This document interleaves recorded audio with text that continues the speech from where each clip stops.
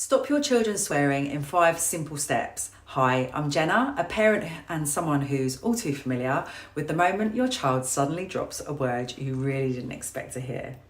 Swearing. It slips in young, through playgrounds, YouTube, gaming, and even us, if we're totally honest.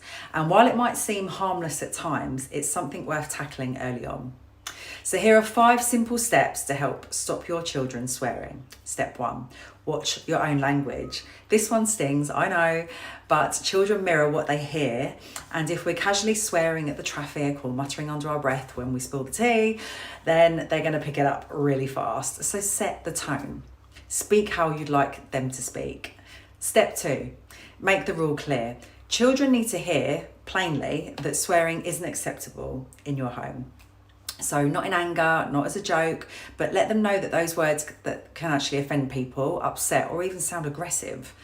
So importantly, it doesn't actually make them sound older either or cooler. It just sounds really unnecessary. Step 3, explain the why.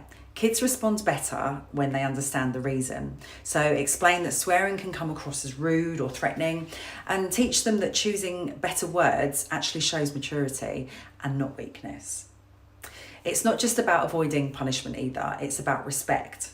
So step 4, reward the good, especially with the younger children. A simple reward or a reward chart can work wonders. So praise their effort when they're good, and or they correct themselves, or they manage frustration without swearing.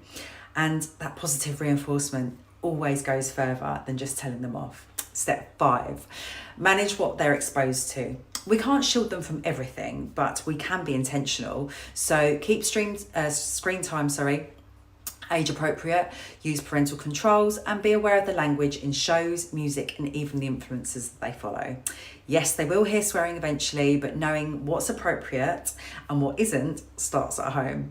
So look, swearing doesn't mean that you failed as a parent at all. It just means that it's time for a little bit of a course correction.